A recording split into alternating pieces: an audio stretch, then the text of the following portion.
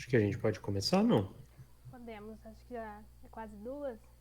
Então, Duas, pessoal, né? primeiramente, boa tarde para todo mundo. Obrigado por estarem aqui acompanhando a nossa transmissão. É um prazer imenso para mim, como pesquisadora e como profissional e colega do Thomas, estar aqui apresentando ele. Prazer é Ah, meu.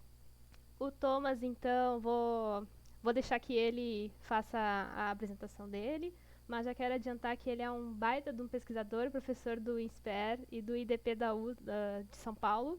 Ele faz parte também do grupo Infovid, que é um grupo de pesquisadores voluntários para o entendimento, a compreensão e enfrentamento da pandemia do novo coronavírus.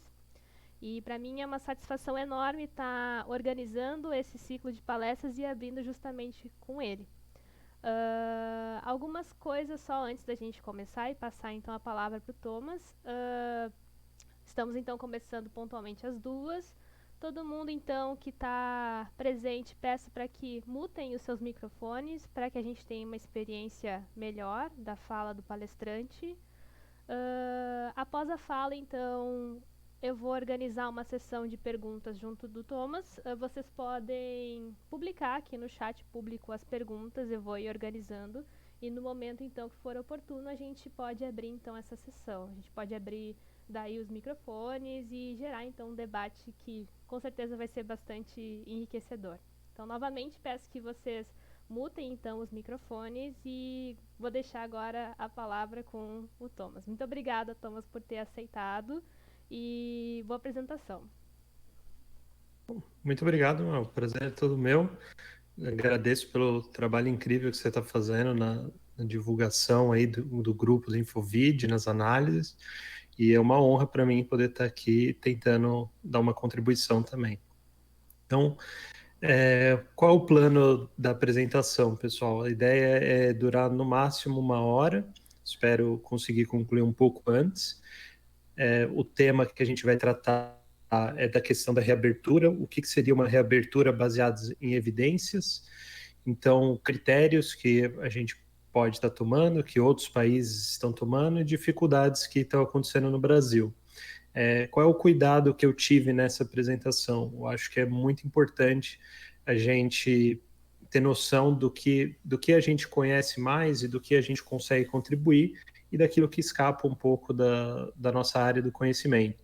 Então, no meu caso, sou professor de economia, tenho um grande apreço por essa área de políticas públicas baseadas em evidências, converso recorrentemente, eu super apoio, por exemplo, iniciativas como o Instituto Questão de Ciência, que divulga políticas públicas baseadas em evidências no Brasil, é uma pauta que eu também tento puxar há anos no debate público. Então, o meu enfoque é muito mais nessa questão de quais são critérios de evidência que a gente pode usar, quais são critérios que nós gostaríamos de ver e que seria importante de ter em diferentes estratégias de reabertura. Então, vou focar mais nisso e menos na questão dos estudos empíricos que estão saindo mais recentes, com respeito a esses critérios de reabertura e medidas epidemiológicas, sanitárias que podem estar sendo implementadas, né, que minha área não é nem da saúde pública, nem da epidemiologia, eu estou acompanhando essa literatura e acho que conheço bastante coisa sobre isso, mas eu preferi focar nessa questão do uso de evidências, como que a gente pode justificar os critérios que a gente pode adotar e quais seriam os benefícios sociais que esses critérios poderiam estar trazendo nesses planos de reabertura. Eu vou focar mais nisso do que nas questões, entrar em algumas minúcias de epidemiologia e saúde pública, embora algumas delas vão ser necessárias para discutir esses critérios, e aí, quando for o caso, eu vou comentar sobre isso. Então, bom, dividir a apresentação em 5 partes, então comentar um pouco do desafio que a gente tem de tentar basear as decisões relacionadas a essa epidemia e como tomar decisões baseadas em evidências no meio disso tudo, falar um pouco sobre a ideia de políticas públicas baseadas em evidências em geral, qual é a proposta e qual a importância, Depois comentar de análise custo-benefício, que não é a mesma coisa que políticas públicas baseadas em evidências, mas é super importante para a gente pensar uma série de medidas de combate ao coronavírus, e nos critérios de reabertura elas são especialmente mais importantes, e é uma área que a gente está com uma deficiência muito grande no Brasil. Depois, ressaltar algumas dificuldades, não tem como falar de todas, porque são muitas, então algumas dificuldades que o contexto brasileiro está colocando acima do que a gente está vendo no resto do mundo, e terminar com algumas considerações finais, algumas opiniões minhas sobre tudo isso. Então, bom, a partir do desafio. O desafio que a gente tem é de a gente estar lidando com esse inimigo que é novo, um vírus muito recente, que a gente conhece pouco sobre ele. Temos aí menos de 6 meses de literatura acumulada para tentar entender como que esse vírus funciona, a transmissão, a doença, e isso impõe dificuldades muito grandes para pensar evidências científicas, né? A ciência, no geral, trabalha no longo prazo. Em 6 meses, é difícil a gente dizer o que é uma literatura consolidada sobre a situação do coronavírus. Na verdade, praticamente tudo que a gente tem até agora são estudos provisórios, por melhores que eles sejam, são análises provisórias e que estão sujeitas a novas informações em um futuro próximo. Então, uma situação de grande imprevisibilidade, é uma situação de alta velocidade também, então as evidências podem mudar de uma semana para outra. Agora, nos últimos dias, apareceu, por exemplo, um remédio novo que aparentemente funciona em casos graves do coronavírus e tem uma redução significativa da mortalidade, o que já traz muita esperança para a gente, e uma semana atrás a gente não estava contando com isso. Então, a situação pode mudar muito rápido. A maior parte do mundo se viu sem protocolos de ação contra pandemias, então, não só no Brasil, mas em boa parte dos países ocidentais, a gente não tinha um guia de diretrizes claras do que precisava ser feito diante de uma nova ameaça de um vírus respiratório, e isso acabou se mostrando como uma falha gravíssima, custou aí a vida de dezenas de milhares de pessoas. Então, esse despreparo das instituições de como lidar com esse desafio novo e reagir de forma eficiente e eficaz a esse novo desafio. Então, quais são as contribuições que a ideia de políticas públicas baseadas em evidências, que essa proposta pode trazer para a gente entender e enfrentar essa situação do coronavírus? A ideia central das políticas públicas baseadas em evidências é a aplicação de métodos rigorosos, no caso, o seria o mais rigoroso possível, seriam os experimentos aleatórios controlados, ou Randomized Controlled Trials, RCTs, e utilizar esses experimentos para construir evidências sobre o que funciona e melhorar a condição humana. Então, essa é a ideia do John Barrow aqui, que é o fundador e ex-presidente da Coalition for Evidence-Based Policy. Ele sintetiza dessa forma. Então, serve não só para a gente entender medidas, usar RCTs, que normalmente são usadas para eficácia de medicamentos, mas também para políticas públicas em geral, e tentar estimar os efeitos disso, do que de fato funciona em políticas públicas. Então, é uma ideia relativamente simples, mas também muito recente, uma ideia de meados dos anos 90, 1994, para ser mais preciso. E como que a gente consegue fazer isso? Que tipo de evidência a gente precisa para conseguir entender se uma política pública funciona ou não, e acumular evidências nesse sentido? Essas evidências, elas precisam satisfazer basicamente 3 condições. Então, a gente precisa entender se a evidência está preocupada com aquela política específica que a gente está focando a nossa atenção. Então, não adianta ser uma evidência muito distante ou de um tema muito lateral. Isso, para a situação do coronavírus, eu vou destacar mais à frente. É uma dificuldade imensa que a gente tem. Depois, uma evidência construída de forma útil, que seja compatível com a preocupação política que a gente tem em mente. Então, nem toda evidência que nós temos sobre um tema, ela foi pensada para, por exemplo, justificar uma intervenção. Então, tem estudos que nós fazemos para tentar inferir causa e efeito sobre o passado, que não tem a preocupação de, olha, se nós adotarmos essa medida de novo, se for feita uma intervenção nesse sentido, será que vai ser produzido o efeito de novo na magnitude que nós esperaríamos dessa medida?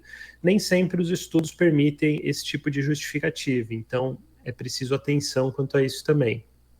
Por último, essa evidência precisa ser aplicável ao contexto local, então não adianta a gente ter uma evidência que foi pensada, por exemplo, de um estudo que foi feito na Coreia do Sul, ou no Japão, ou em algum país muito diferente, com condições muito diferentes, e que nós sabemos que é diferente, e tentar trazer isso sem nenhuma mediação, sem nenhuma reflexão a mais por trás.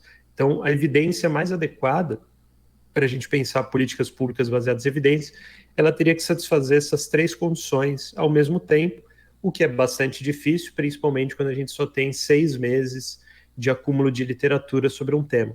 Então, a gente fatalmente vai acabar tendo que se valer de uma série de aproximações, de evidências parciais, de importação de evidências de temas próximos ou de contextos talvez próximos, para tentar entender o que está acontecendo. Então, na hora de pensar uma reabertura baseada em evidências, a gente esbarra em uma série de limitações. Primeiro, a velocidade da mudança e a capacidade de análise. Os primeiros processos de reabertura que foram iniciados na Europa, salvo engano, começou pela Áustria, foi o primeiro país que começou a adotar medidas de relaxamento do lockdown. No final de abril, começaram a adotar no final de abril, em maio começaram a aparecer as evidências do impacto que aconteceu por causa dos 15, 20 dias que leva, né, entre qualquer medida relacionada ao coronavírus e isso começar a aparecer nos dados. Então, começou a aparecer as primeiras evidências em maio, e aí essas evidências precisam ser estudadas, que vai levar um tempo também. Então, na verdade, assim, em países do Ocidente, as primeiras evidências do que acontece em um processo gradual de reabertura devem estar começando agora, nas primeiras semanas de junho, né? Ainda assim com bastante otimismo. Então, na verdade, a gente tem pouquíssima coisa, digamos assim, um pouco mais sólida para se basear. Depois, essas medidas têm diferentes capacidades de execução. Então, uma medida que formalmente pode ser a mesma, e aí mais para frente eu vou trazer dados sobre isso, uma medida que formalmente pode ser a mesma, como um lockdown, pode ter um efeito muito diferente em diferentes países, porque por mais que seja uma medida que a gente entenda como coercitiva, o Estado adota legalmente aplicada, na prática ela depende quase 100% da adesão voluntária da população, porque não existe capacidade suficiente de fiscalização e da polícia em nenhum lugar do mundo para manter todo mundo em casa.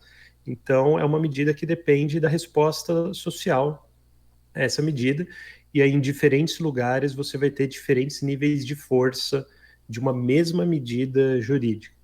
Diferentes capacidades de fiscalização também, então nem todo lugar consegue fiscalizar, seja máscara, seja distanciamento, seja medidas sanitárias em diferentes negócios, e uma que, na minha leitura, é a que mais está sendo não refletida em todo tipo de análise a respeito desses processos de reabertura e também dos processos de fechamento e distanciamento social, é a falácia ecológica, que acontece quando você tem um processo de nível muito agregado, por exemplo, indicadores de mobilidade gerais, medidas jurídicas que afetam um estado inteiro ou uma cidade grande inteira.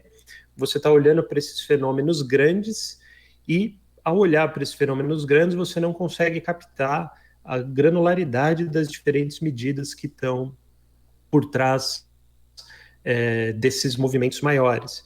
Então, você acaba, um estudo recente, por exemplo, sobre a eficácia de máscaras, caiu nisso.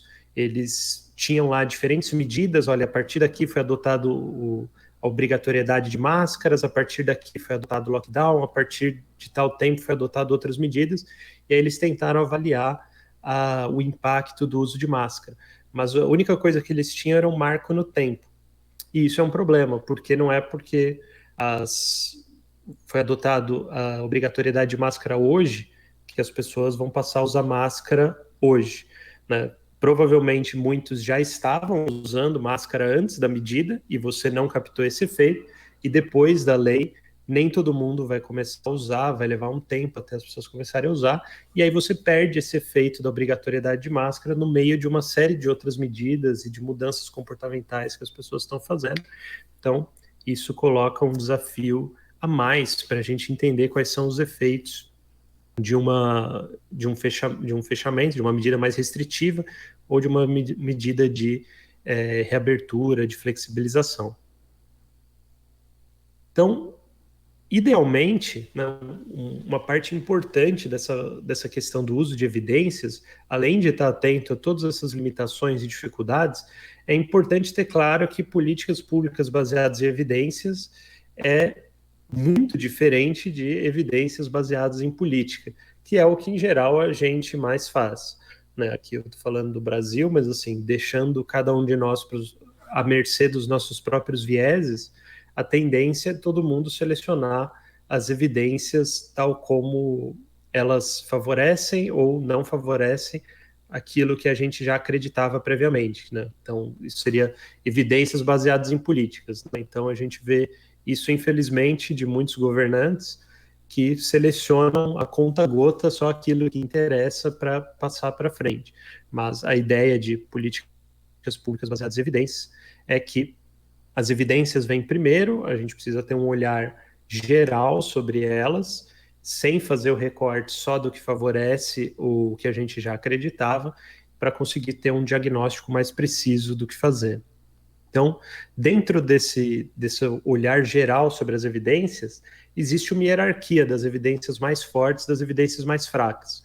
Então, a opinião de especialistas ou um bom senso mais de fundo seria o nível mais fraco. E aí, diferentes níveis de estudos de caso, estudos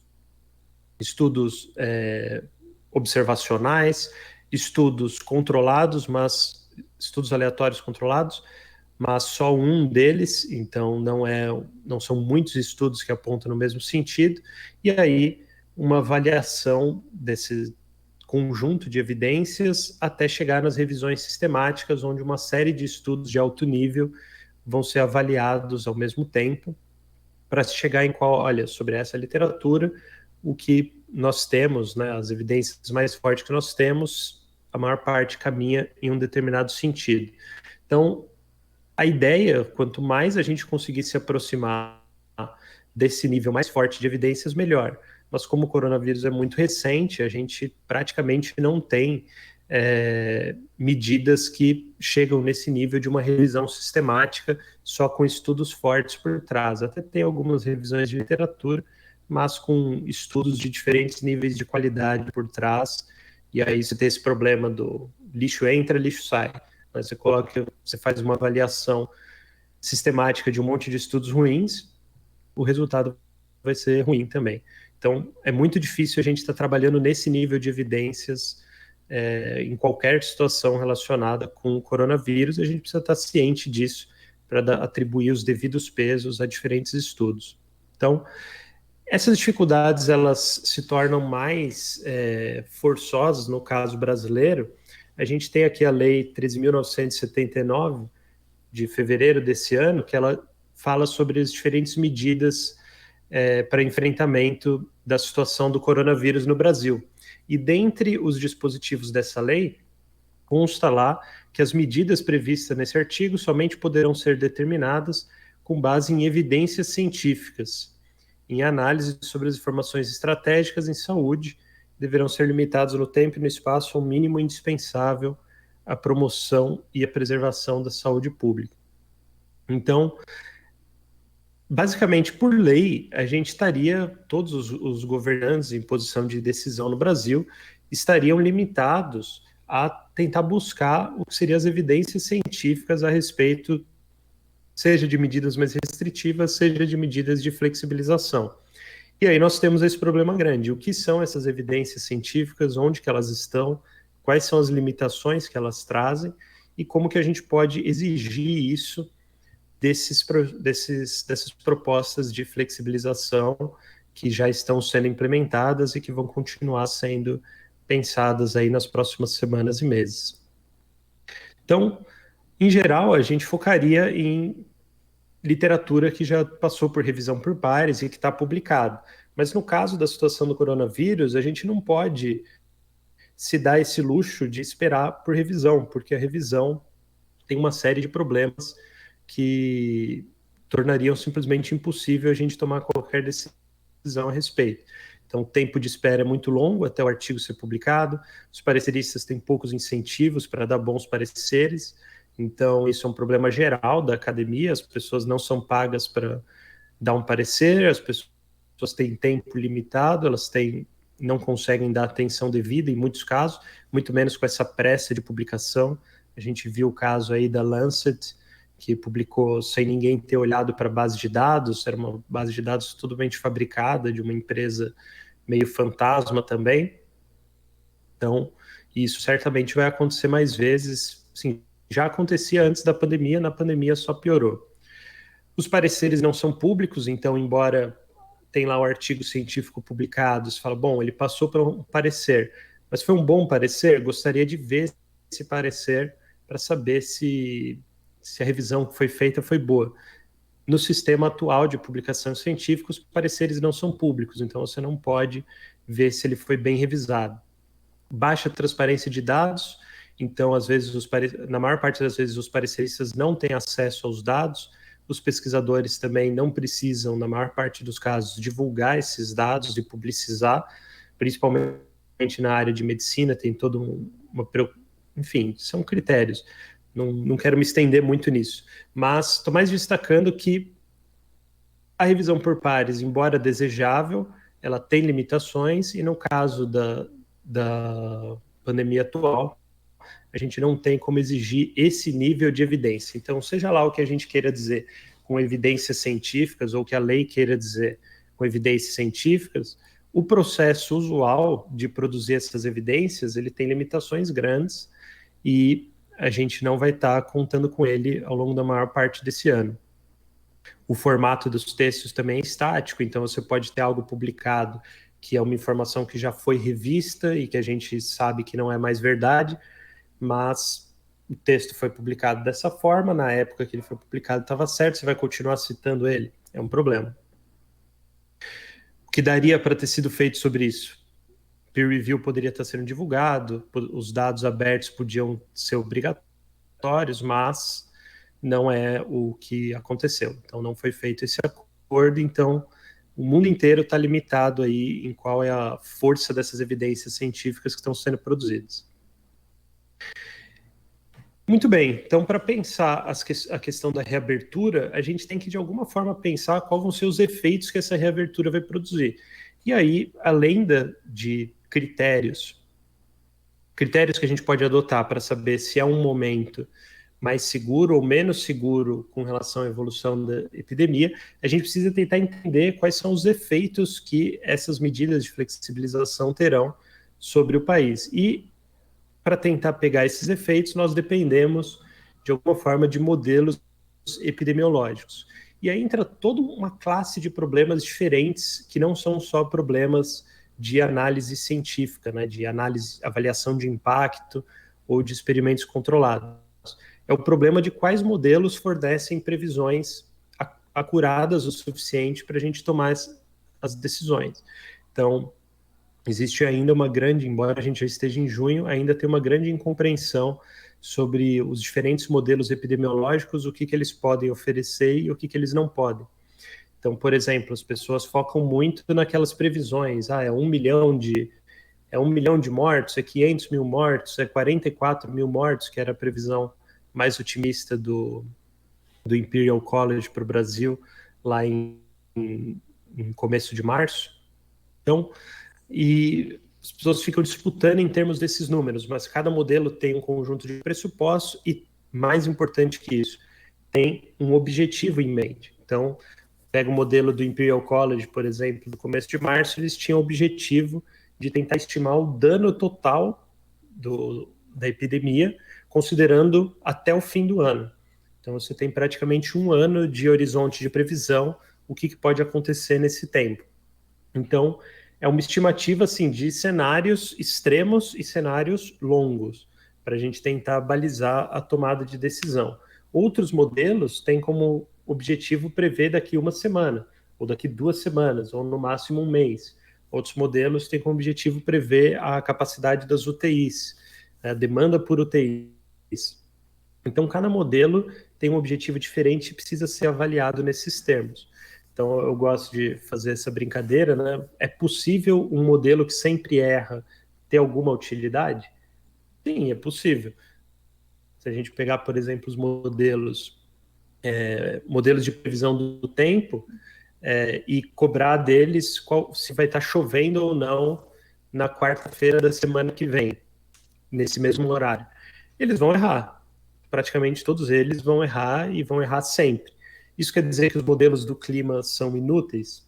Claro que não, eles têm uma previsão muito boa, só que para 7 dias não funciona muito bem, mas a previsão de hoje, a previsão de amanhã e a previsão de depois de amanhã tem uma chance bem grande de estar certa.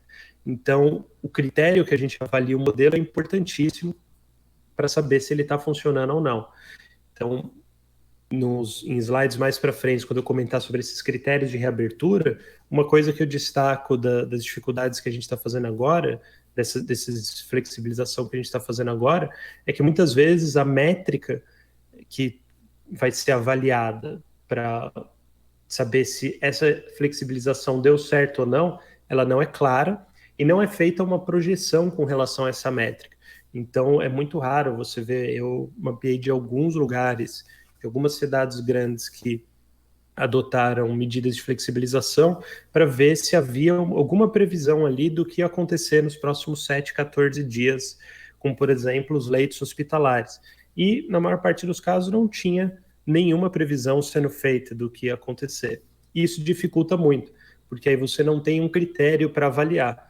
E aí, se esse critério está solto, você pode escolher aquilo que for mais conveniente em cada momento, que não é a ideia de uma reabertura baseada em evidência. A ideia é que você faça uma avaliação realista das evidências que tem hoje, tenta fazer uma projeção mais realista possível e que você consiga reavaliar essas consequências, né, à luz dos critérios e das evidências que você tinha em um primeiro momento. Se você conseguir fazer isso, a ideia é que ao longo do ano a gente vai aprendendo cada vez mais o que funciona e o que não funciona. Sem o critério, sem a projeção, a gente toma a decisão e depois só escolhe, faz a política, as evidências baseadas em política, né? Aí, mais para frente, vamos selecionar só aquelas evidências que vão de acordo com aquilo que a gente queira mostrar que está certo, e não o contrário. Então, essa é a parte de políticas públicas baseadas em evidências, que eu acho que teria muito a contribuir para a gente pensar a situação atual do Brasil e essas limitações dos processos das medidas de flexibilização que a gente está vendo, né? Tem limitações muito grandes das evidências que estão sendo usadas, não tá, na minha leitura, não está sendo dada devida atenção para a fragilidade de muito do que a gente sabe ainda sobre o comportamento do vírus e qual é a situação que ele está no Brasil, e não está se criando métricas claras, previsíveis, e dando previsibilidade para a decisão que está sendo tomada. E isso faz com que, se esses processos derem errado, a gente não consegue olhar para trás e falar onde que a gente errou, né? Qual foi a previsão que a gente fez que não deu certo? Por que essa métrica acabou não sendo boa? E conseguir melhorar para frente. Então, além dessa questão das políticas públicas baseadas em evidências, uma outra coisa que seria muito importante a gente ter é análises custo-benefício. Seria importantíssimo também para uma reabertura mais segura, uma reabertura mais fortemente baseada em evidências. Qual é a diferença de políticas públicas baseadas em evidência e análise custo-benefício? Bom, políticas públicas baseadas em evidências é um critério de rigor e de transparência para se adotar políticas públicas. dar maior atenção para aquelas políticas públicas que nós temos evidências mais fortes de que elas funcionam, né, de que elas produzem os efeitos esperados. O que é análise custo-benefício? Além de tentar se basear o máximo possível nas melhores evidências que nós temos, a gente dá 2 passos além. Primeiro, não só se o efeito produzido de fato aconteceu, ou seja, temos evidências de que isso de fato funciona, mas também temos evidências de que isso funciona e funciona muito, que isso tem um impacto grande, que isso tem um efeito bom, um efeito desejável, significativo. E, além disso, além de ter esse efeito desejável, em uma análise custo-benefício, a gente olha para as alternativas. Então, não basta que algo funcione, a gente tem que entender se existiam alternativas que talvez funcionassem mais ainda. E isso faz parte da nossa análise. Então, isso vai além, são passos além de políticas públicas baseadas em evidência. Então, uma coisa é dizer que, olha, por exemplo, o lockdown funciona, então faz um lockdown de 1 ano, que isso com certeza vai reduzir o contágio do coronavírus. De fato, vai reduzir o contágio do coronavírus. Mas se o lockdown for de 1 ano, quais são as outras alternativas que a gente tem ao lockdown? Que outras coisas que a gente pode fazer no lugar de um lockdown de 1 ano? Bom, aí vão ter uma série de medidas. Por exemplo, testes em massa, teste de rastreio, uso generalizado de máscaras, e aí uma série de outras medidas que o mundo inteiro vem adotando, justamente para não ter que, por exemplo, fazer um lockdown de 1 ano e manter o país fechado tanto tempo. Então, dependendo da política que a gente quer adotar, sempre vão existir políticas alternativas. E aí, o quanto aquela política é recomendada, o quão inteligente ela é, o quão sensata ela é, vai depender dessas alternativas. Tem políticas que podem parecer muito boas à primeira vista, mas que têm alternativas muito melhores, então por que não usar as alternativas melhores? Então, essa é a ideia de análise de custo-benefício. A gente tem que tentar mapear todos os impactos de uma política, literalmente todos, ou da forma mais rigorosa possível, todos os benefícios, todos os custos. Eu estou colocando aqui benefícios, entre parênteses, pontos a favor, e custos, pontos contra, porque às vezes esses benefícios não são quantificáveis e às vezes os custos também não são quantificáveis. Às vezes você pode ter questões morais e outros tipos de problemas envolvidos que não tem como quantificar, mas é importante destacar como ponto a favor ou ponto contra. Depois, a gente atribui, de alguma forma, pesos a esses diferentes pontos e estima os benefícios líquidos de uma proposta em relação a uma série de outras propostas, incluindo o status quo, né, que seria não fazer nada ou a medida que já está sendo feita. Então, análise custo-benefício pode ser usado para todo tipo de projeto, políticas públicas, novas leis e regulações e testes em geral de outras medidas. Então, o que agrega, né? Por que é importante uma cost-benefit analysis, né? Uma análise custo-benefício? Primeiro, decidir quanto de recursos alocar. Então, se uma determinada medida no combate ao coronavírus, em nível municipal, nós temos fortes evidências de que elas produzem determinado efeito importante em reduzir o contágio, legal, mas o prefeito também quer saber quanto que eu coloco para financiar essa medida. 100 mil reais dá? Ou eu vou precisar de 1 milhão? Ou eu vou precisar de 10 milhões? Então, decidir quanto de recurso alocar para os projetos é um valor importante que uma análise custo-benefício pode trazer. Aprendizado sobre o valor real de um projeto, então quanto de valor ele está realmente agregando para a sociedade. Aprender sobre projetos similares, então se um município faz e deu certo, é um investimento que deu um retorno bom, isso pode servir para outros municípios adotarem também. E, por outro lado, se deu errado, né, também a gente pode aprender sobre por que deu errado, que custos que não foram previstos, que previsões que não deram certo. Então, a transparência e a capacidade de aprendizado também é algo que uma análise custo-benefício agrega. Eu vou passar rapidamente aqui de critérios de análise custo-benefício, eu não quero, não é o foco esmiuçar eles, tá? É mais mostrar que isso existe para a gente ter uma referência de critérios na hora de pensar as dificuldades que o Brasil está passando e como que a gente poderia melhorar esses critérios de decisão que estão sendo adotados aqui. Então, o primeiro passo de uma análise custo-benefício, a meu ver, já seria uma contribuição fenomenal para a gente pensar as medidas de flexibilização que têm sido adotadas no Brasil. Primeiro, especificar o conjunto de projetos alternativos. Então, seja lá que medida estiver sendo adotada, de reabertura, por exemplo, especificar quais são as alternativas.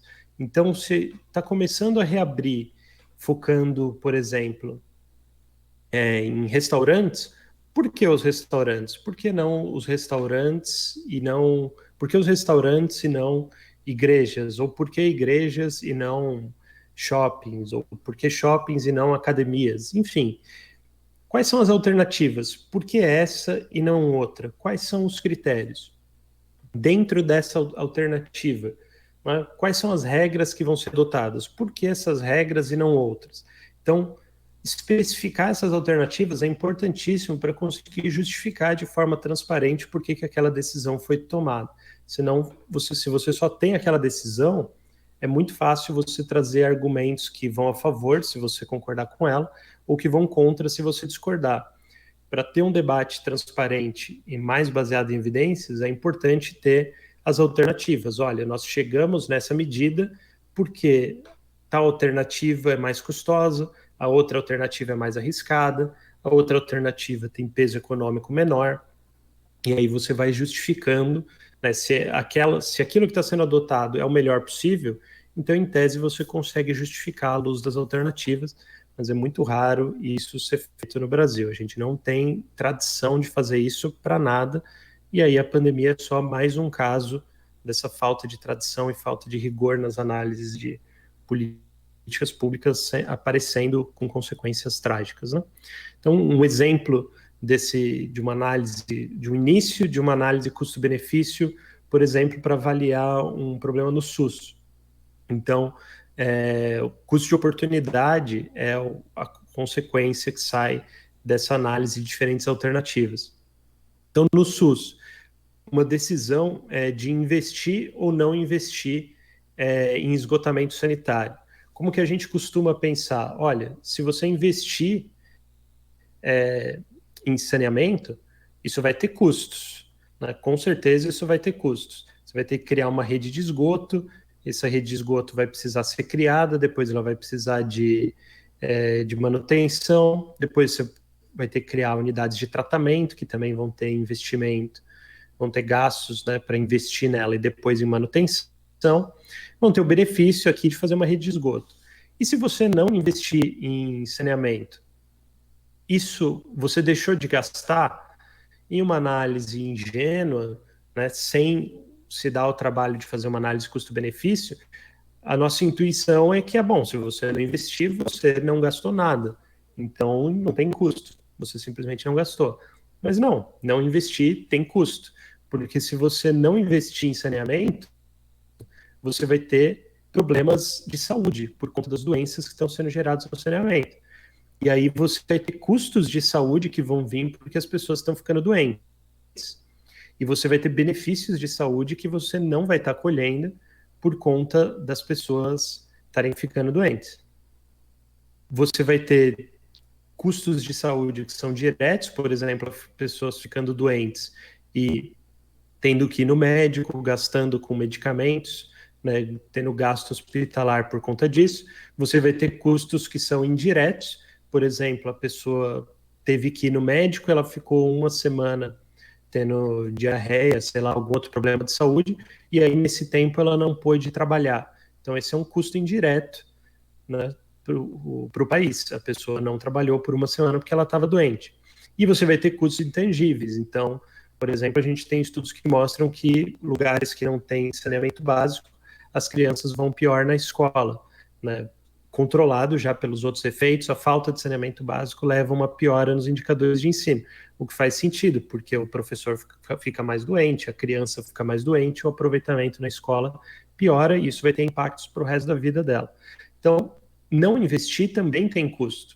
E aí, esse tipo de visualização do que está em jogo em cada decisão é algo que não é propriamente políticas públicas baseadas em evidência. É claro que tem evidências por trás de tudo isso, mas isso é metodologia de análise custo-benefício. É a gente ter noção do que são as alternativas e o que de fato a gente está escolhendo. Então, no caso de qualquer medida de flexibilização, o que os projetos deveriam ter? Tá? Os projetos deveriam ter como critério explorar as alternativas. A gente deveria saber não só a justificativa do porquê está sendo flexibilizado, mas a gente deveria saber também o que aconteceria se não fosse flexibilizado. E o que aconteceria com diferentes medidas de flexibilização. Isso deveria estar sendo analisado, a gente teve tempo para fazer isso, mas não está. Então, depois de especificar os projetos alternativos, decidir quais custos e de quem vão contar. Então, não adianta selecionar só um grupo específico e dizer que aquilo compõe todo o benefício e todo o custo. A ideia é que precisa ser uma avaliação mais ampla possível. Depois, identificar as categorias de impacto, listar e selecionar indicadores de mensuração. Então, no caso do coronavírus, capacidade das UTIs, a capacidade de leitos normais, a capacidade de teste, a capacidade de atendimento geral, a capacidade de infraestrutura médica, disponibilidade de remédios, enfim, são algumas das categorias de impacto. Por outro lado, né, flexibilizando alguma coisa, quanto que se espera arrecadar, quanto que se espera que circule naquele mercado, quanto de renda vai voltar para as mãos da população por conta disso. Então, essas categorias precisam estar bem listadas. Depois, aqui é uma parte que tem uma falha muito grande, está acontecendo pelo Brasil inteiro, tentar prever esses valores. Então, não só ter, uma vez que está identificadas as categorias, é preciso tentar fazer uma estimativa de previsão, mesmo que ela se prove errada, mesmo que as bases de evidências dela não sejam melhores possíveis, é preciso tentar fazer uma previsão. Por quê? Porque isso é transparência, isso está mostrando quais são as bases para aquela tomada de decisão, isso está tentando explicar para a população por que se acredita que aquela é uma boa medida, e para que no futuro, e no caso do coronavírus é um futuro próximo, daqui 2, 3 semanas, quando for precisar ser reavaliado se aquela foi uma boa decisão ou não, a gente saiba se a previsão deu certo ou não deu. Se ela não deu, a gente precisa mudar a forma de tentar prever por que deu errado, melhorar uma decisão seguinte. Se a gente não faz esse esforço, a gente perde essa capacidade. E aí, dali 2, 3 semanas, quando for ser feita uma reavaliação, a gente nem vai saber o que precisa ser reavaliado, porque não foi feito esse esforço transparente de tentar dizer, olha, o que a gente acha que vai acontecer isso. Por isso que essa é uma boa decisão. Se lá na frente não for, a gente revisa os critérios, tenta avançar. Depois, em tese, numa análise de custo-benefício usual, a gente monetiza todos os impactos, então a gente tenta trazer, não porque monetizar seja algo desejável ou bom, mas é porque é uma métrica comum e, em geral, é mais fácil de fazer nesses termos. Daria para transformar tudo em vidas estatísticas, ao invés de monetização. Mas é mais difícil de fazer, é menos intuitivo. Então, no geral, a gente tenta quantificar tudo isso. Tem algumas críticas a essa ideia da quantificação. Eu não quero focar muito nisso, mas o que eu destaco é que tem boas respostas para essas críticas, já foram consideradas. A mais razoável, intuitiva delas, é que quando você não monetiza, você também está quantificando de alguma forma. Então, quando uma determinada decisão é feita sem se dar o trabalho de quantificar colocar números nesses valores, ela já está implicitamente atribuindo um valor, seja para a vida, seja para o investimento que está sendo feito, enfim, implicitamente está se atribuindo um valor para aquela decisão. Então, quando a gente não se dá esse trabalho de quantificar, na verdade, a gente só está diminuindo a transparência da decisão e não está informando para as pessoas, olha, o valor que está sendo atribuído aqui para uma vida estatística é de X. Você só está omitindo essa informação e não deixando de implicitamente atribuir um valor para aquilo. Então, e depois trazer a valor presente tudo isso. Então, as decisões, no geral, produzem efeitos ao longo do tempo, em uma análise custo-benefício, a gente traz os valores futuros a valor presente para conseguir comparar tudo no momento da decisão, qual seria a decisão de maior impacto, de maior valor para a sociedade. Então, um estudo sobre isso, em termos assim, nacionais, grande escala, foi feito em março de 2020 sobre as medidas de distanciamento social. Então, só para mostrar que dá para fazer, assim, a gente não tem tradição de fazer isso, mas existe método, dá para fazer, e na verdade a lei até obrigaria a fazer esse tipo de coisa, mas enfim, esse é outro ponto. Foi feito um estudo disso para os Estados, usando essa metodologia para os Estados Unidos, e eles identificaram que as medidas de distanciamento social poderiam gerar um valor de até 8 trilhões de dólares para os Estados Unidos, o valor econômico presente de uma decisão por distanciamento social. Então, uma decisão que salvaria muitas vidas, e a maior parte desses 8 trilhões aqui é justamente em vidas salvas, uma quantificação de vidas salvas. Então, é uma informação importante para a tomada de decisão. O último passo de uma análise custo-benefício seria realizar uma análise de sensibilidade. O que é isso? É fazer uma variação. O próprio analista varia algum dos pressupostos dele para ver se a conclusão muda. Então, vamos supor, nesse caso aqui, da decisão dos Estados Unidos, né, por adotar o distanciamento social, os pesquisadores estimaram um valor de 8 trilhões de dólares que essa medida traria de benefício para a economia dos Estados Unidos, né, ou melhor, para os Estados Unidos como um todo, né, para a população como um todo. O que é uma análise de sensibilidade? Os autores modificam algum dos pressupostos dele, seja da mortalidade do vírus, do comportamento da pandemia, do valor de uma vida estatística, né? Eles alteram alguns desses pressupostos e veem o que acontece com esse valor de 8 trilhões que eles estimaram. Se aumenta, se diminui, se aumenta muito, diminui muito, e com isso dá para ter uma ideia se aquele resultado é robusto ou se aquele resultado está muito dependente de algum pressuposto específico. Então, é um nível de transparência a mais e de rigor a mais que é possível de fazer, mas que no Brasil nós, em geral, não estamos fazendo. O IFE, Instituição Fiscal Independente, faz análises desse tipo, com projeções, com estimativa de impacto, mas eles focam 100% só em questões fiscais e questões fiscais de grande escala no Brasil. Seria interessante ter medidas parecidas, né, e preocupações parecidas também em escalas menores, e é possível de fazer, não é algo de outro mundo. Mas no Brasil a gente não tem essa tradição. O último passo seria fazer uma recomendação, né? De fato, falar, olha, com base em tudo isso que a gente analisou, recomenda-se X. Mas, no geral, a gente começa da recomendação e depois busca evidências que vão a favor daquela recomendação. No Brasil, infelizmente, muita decisão é tomada assim. Bom, não vou focar mais nisso. Então, no caso do Brasil, esse tipo de análise, né, que começa olhando para as alternativas, faz diferentes projeções e avalia o impacto dessas diferentes projeções para tentar entender qual é a melhor decisão a se tomar hoje, é algo que, por lei, já deveria ser feito com pelo menos algum nível de rigor, se não com um nível máximo de rigor, com todas essas etapas como eu coloquei aqui, pelo menos com alguma preocupação a mais, pelo menos o passo 1 de olhar para as alternativas, né, e tentar fazer projeções de cenário é algo que deveria ser feito, né? O artigo 20 da nova lei de introdução às normas do direito brasileiro fala sobre isso. Então, nas esferas administrativas, controladora e judicial, não se decidirá com base em valores jurídicos abstratos, sem que sejam consideradas as consequências práticas da decisão. Então, as consequências práticas é justamente essa previsibilidade, é você tentar entender qual vai ser o efeito daquela decisão para frente.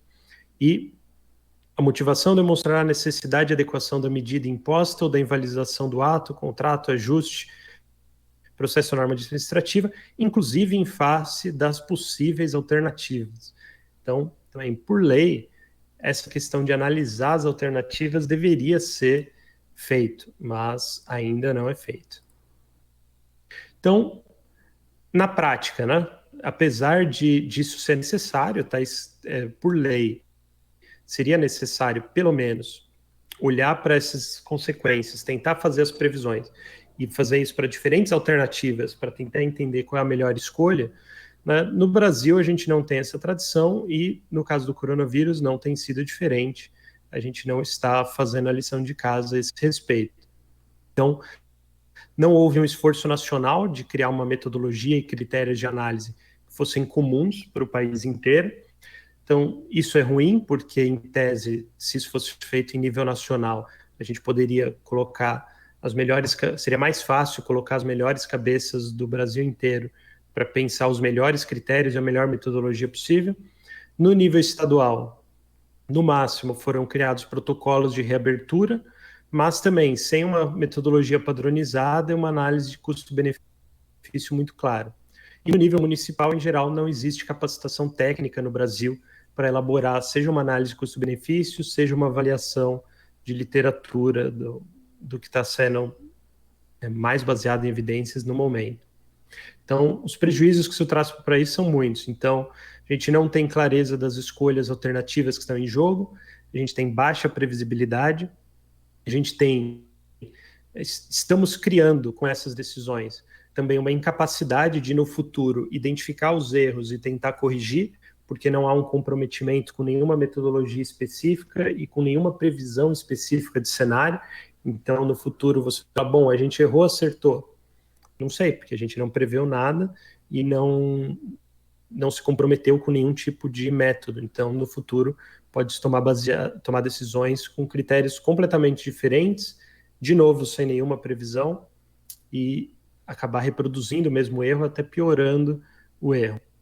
E aí você fica com essa dificuldade de responsabilizar qualquer pessoa pelas decisões que estão sendo tomadas, ou qualquer metodologia de análise, qualquer critério de projeção. No limite, ninguém é responsável. Flexibilizou porque, bom, tomaram essa decisão, mas era estimado que fosse acontecer um colapso hospitalar? Sim ou não? Ninguém se comprometeu com uma previsão sobre isso.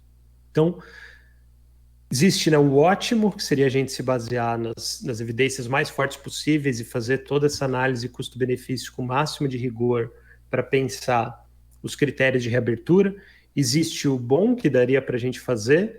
Então, bom, se não tem como fazer com esse nível de critério tão rigoroso, pelo menos tentar uniformizar alguns critérios, pelo menos tentar criar sistematicamente uma análise com metodologia robusta e com uma metodologia que dá previsibilidade para as decisões e que outros lugares estão usando, mas na prática, né, a gente não está fazendo nem o mínimo.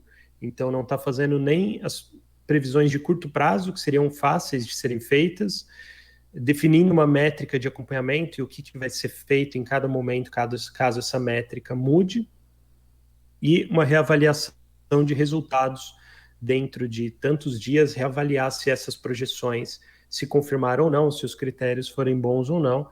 A gente poderia estar fazendo isso também, mas pelo menos de várias cidades que eu vi flexibilização, eu não encontrei nem esses critérios lá. Encontrei alguns gráficos jogados, no geral todos bastante otimistas, nenhuma projeção, nenhuma avaliação de impacto do que pode acontecer depois da flexibilização, e é isso.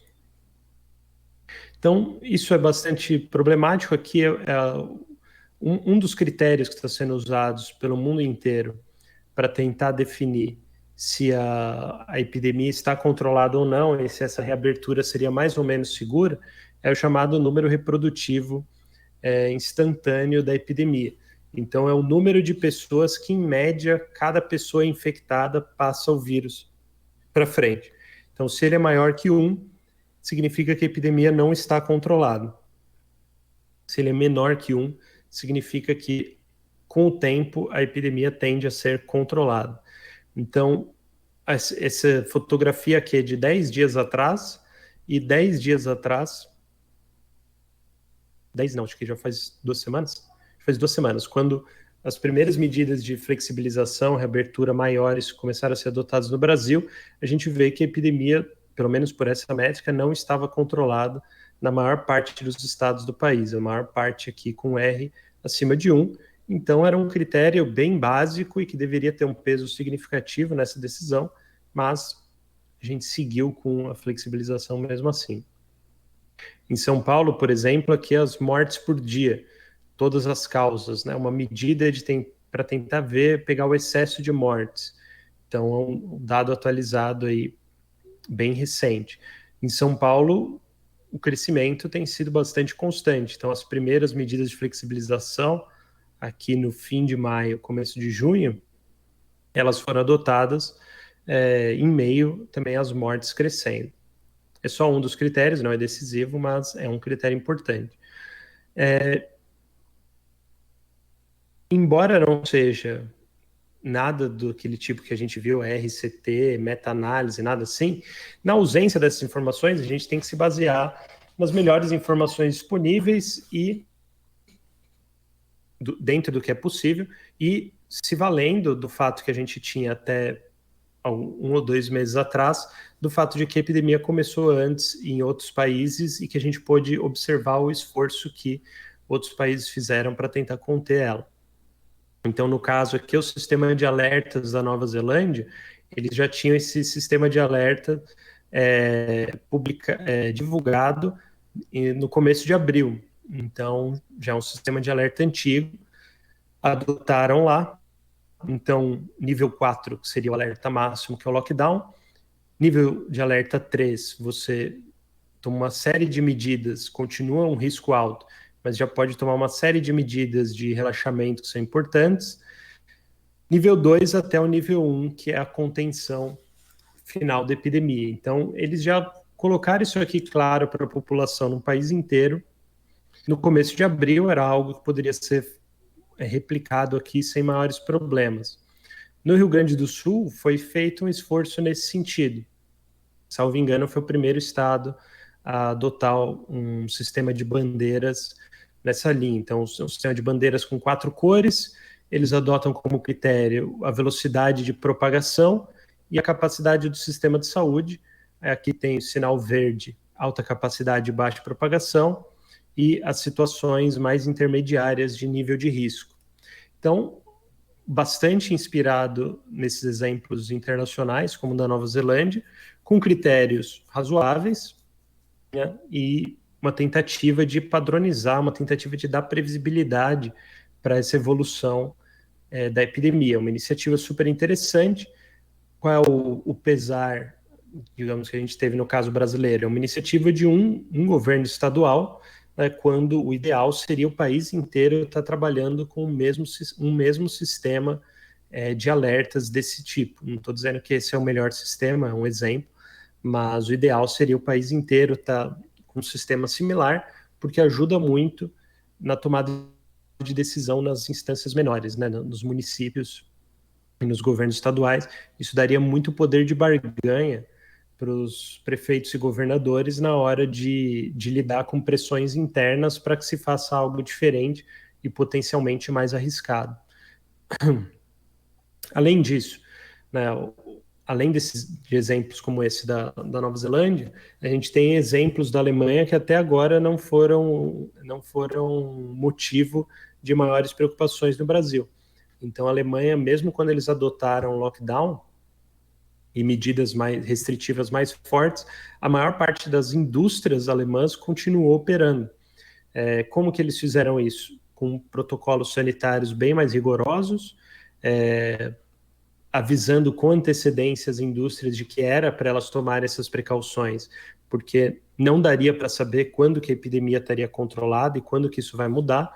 Então, falaram, olha, entre você ficar fechado por um período indeterminado e você gastar para adotar novas medidas sanitárias, no caso, reduzir o número de horas das pessoas lá dentro, novas medidas de higiene a cada tanto tempo, não lembro agora se era 1 hora e meia, tem que ir no banheiro e lavar a mão com álcool gel, tudo, para garantir, né, que o ambiente vai estar mais limpo, que as próprias indústrias tenham capacidade de teste para periodicamente fazer teste nas pessoas. Isso foi algo que a Alemanha fez e já tinha anunciado em começo de abril também. Aqui é uma notícia de maio, penso que é uma notícia mais completa, mas no começo de abril a Alemanha já tinha feito isso. Então é algo que a gente podia ter copiado também faz tempo, e até agora a gente está deixando isso passar. Então, o que acontece na maior parte dos lugares é que nessas tentativas de reabertura, aqui tem 3 curvas, tem essa questão da previsibilidade, né, e fazer as projeções. A gente já tem mais de 40 países hoje que contiveram a primeira onda do coronavírus, que é essa situação aqui da linha azul do gráfico, né? Então, aqui essas curvas de contágio, que eu imagino que a maior parte de vocês que me ouvem já tem conforto de ver essas curvas, né? A curva descontrolada, a curva achatada, que a gente diz, né, do achat a curva, e a terceira curva, que é a que todos os países estão mirando, que é essa curva azul, onde você esmaga a primeira curva, suprime ela, e aí você faz todos os esforços possíveis para que não exista a segunda onda, para que um novo surto não perca o controle e gere a segunda onda. O Brasil ainda não conseguiu entrar nessa trajetória. A gente está nessa trajetória verde aqui até agora, sem sinal de que isso vai mudar nos próximos dias. Então, a dificuldade adicional que a gente tem é a dificuldade com os dados. Então, para pensar, a gente está adotando medidas de isolamento, só que elas não são fortes o suficiente. Então, a gente está caminhando nessa curva verde aqui, que é muito perigoso. Ela só para na imunidade de rebanho, só para de crescer aqui, porque atinge uma imunidade de rebanho, aí por volta de 50% a 60% da população infectada. O certo era a gente estar se esforçando para entrar nessa trajetória da curva azul, mas no Brasil a gente tem muitas dificuldades em fazer isso, e com a flexibilização agora é ainda mais difícil imaginar como que a gente vai conseguir entrar nessa trajetória azul. Então nossos dados são muito ruins para tomada de decisão. Um dado importante que a gente precisaria saber é quantos testes a gente está aplicando, mas esse dado não é colhido de forma sistemática desde que começou a epidemia. Alguns governos estaduais têm ele de forma mais sistemática, outros não, mas não é um dado muito robusto no Brasil. Infecções, a gente continua testando principalmente os casos graves, então mais de 50% das pessoas que vão fazer os testes, o resultado do teste dá positivo. Em países que contiveram bem o coronavírus, esse número chega a 1%, 2% das pessoas. Significa que todo mundo que está indo já tem todos os sintomas clássicos do coronavírus. As regiões pobres têm poucos testes, os testes têm atraso de muitos e muitos dias.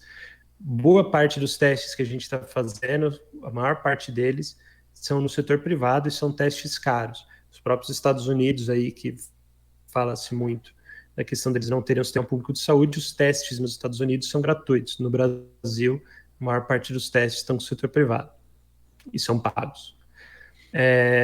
Dados de mortalidade. A gente tem muitas mortes que não são contabilizadas, a gente tem força-tarefa que se reduz fins de semana e feriados, a gente tem uma fila de testes que continua significativa, e a gente não tem um dado diário de morte em excesso. A gente até tem os dados do ARPEN, mas não é a coisa mais fácil de acessar, tem problemas internos também, mas seria um dado super importante que nós não temos de forma sistemática.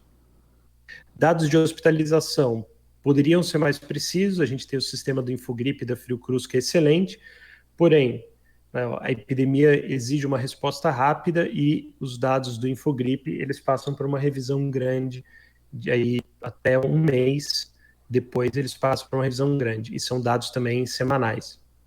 Os cartórios tentaram fazer um sistema alternativo de óbitos, mas também demora por volta de 20 dias para o dado ficar consistente. Então a gente vai saber quantas pessoas morreram hoje, mais ou menos daqui 20, 25 dias pelo sistema do cartório.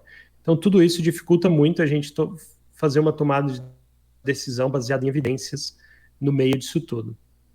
Pior, os nossos testes estão uma bagunça, então a gente está misturando teste de imunidade com teste PCR. Então, eu estou preocupado com o horário, eu não quero entrar muito nos detalhes disso, mas basicamente, sendo generoso, esse teste rápido aqui, ele identifica se a pessoa já teve o vírus em algum momento, né, e não se a pessoa está com o vírus agora. Então, porque ele vai pegar a resposta imune da pessoa ao vírus. Então, naquele número de infectados que aparece todo dia, a gente está misturando exames que identificam se a pessoa está com o vírus agora, que é o PCR, no momento do teste, que é o PCR, e exames que avaliam se a pessoa já teve o vírus em algum momento. E aí a consequência disso é que são duas métricas que são muito diferentes. Essa pessoa que deu positivo aqui, ela pode ter pego o vírus em fevereiro, e aí ficou com um marcador de imunidade no corpo, ela fez o teste e deu positivo. Então, não necessariamente quem dá positivo aqui tem a ver com qualquer coisa do dia de hoje. E esses testes PCR, esses testes rápidos, são boa parte dos testes novos que a gente está fazendo, principalmente nas regiões mais pobres. Então, isso cria uma dificuldade muito grande de diagnóstico, de entender onde que a gente está na curva epidemiológica e o que está acontecendo, que a gente está misturando duas métricas totalmente diferentes. Então, pegar o exemplo do Amazonas aqui, ó, o Amazonas registrou 1.615 casos na quarta-feira, 10 de junho. 37 foram por PCR, identificaram se a pessoa está com vírus agora. Outros 1.500 e tantos foram por teste rápido. Então, basicamente todos os testes são esses testes rápidos avaliando se a pessoa já teve o vírus em algum momento, e aí isso é um grande problema para avaliar como está o ritmo de novas infecções no Amazonas. Aqui o caso do Distrito Federal, né, quando começam os testes rápidos, vejam que a taxa de mortalidade contabilizando as infecções por teste rápido aqui, vão caindo. Quer dizer, eles estão pegando pessoas que, na verdade, tiveram vírus em algum momento no passado, e aí é isso que faz parecer que está derrubando a mortalidade, mas se pegasse só os testes de quem está infectado agora, a mortalidade continua estável. Então, isso tudo aqui dificulta o nosso diagnóstico, dificulta a gente entender onde que a gente está, qual é a situação hoje da epidemia. Então, aqui é o número, o R, número instantâneo reprodutivo, diferentes estados do Brasil, baseado no número de infectados. A gente vê que agora tem alguns estados a mais que estão aparecendo aqui com o R menor do que 1, que é um bom sinal, mas ainda a maior parte do país com epidemias sem estar sob controle, adotando esse critério, né?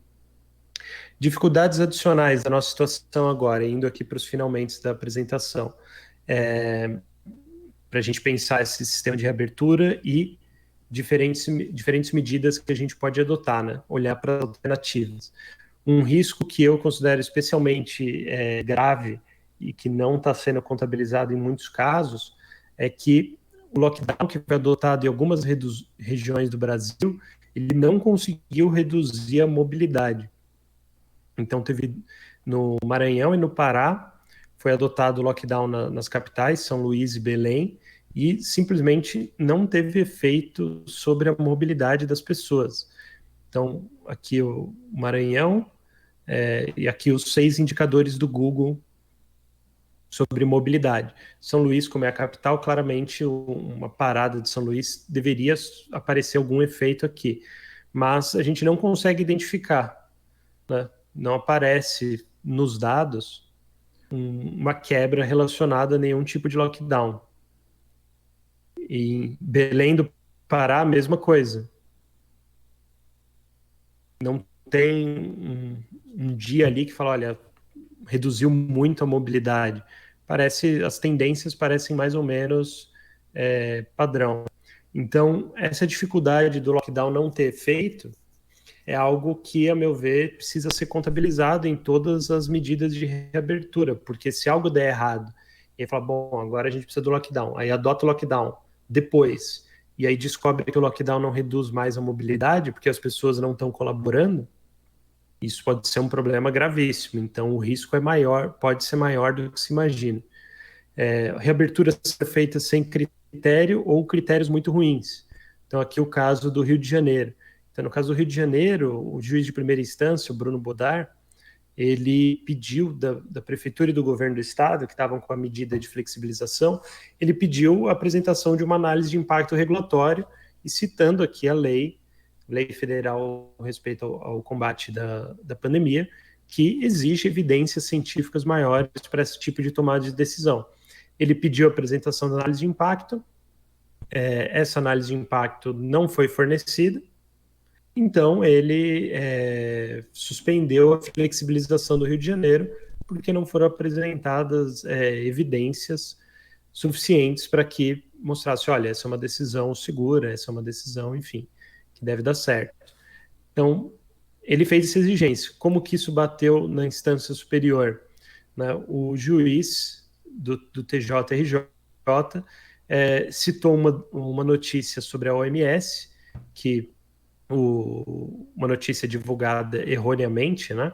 Que não foi o que a OMS quis dizer, mas e a notícia era do dia seguinte, e aí o TJRJ selecionou aquela notícia, aquele pedacinho de evidência, para dizer que o risco não seria grande. Então, ao invés de se basear em uma análise um pouco mais rigorosa da situação, em algumas projeções, em alguma estimativa sobre quais seriam os efeitos possíveis da decisão, o juiz se baseou numa notícia do dia seguinte para dizer que, olha, não, o risco não é tão grande, a gente não tem conhecimento muito bem das coisas, então não tem problema. Então, isso o Rio de Janeiro, né, a segunda maior cidade do país.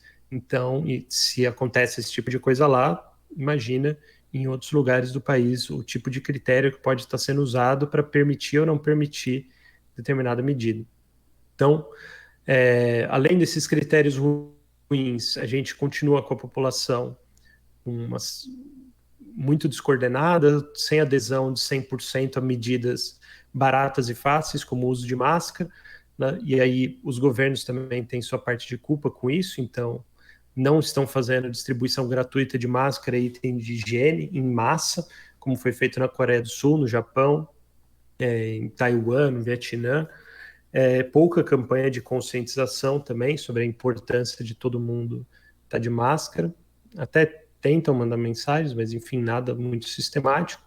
Então, minhas considerações finais sobre tudo isso. A gente está numa situação de altíssima imprevisibilidade, tanto porque o coronavírus em si é um fator de imprevisibilidade, mas porque as decisões que a gente está tomando agora, nas últimas semanas, não se deram a esses trabalhos de critérios mínimos, né? Como eu falei, a ideia da apresentação aqui era destacar essa questão de quais critérios estão sendo usados, como e o que seria ideal, digamos assim, preocupações que seriam importantes de se ter na hora de coletar esses critérios e apresentar esses critérios.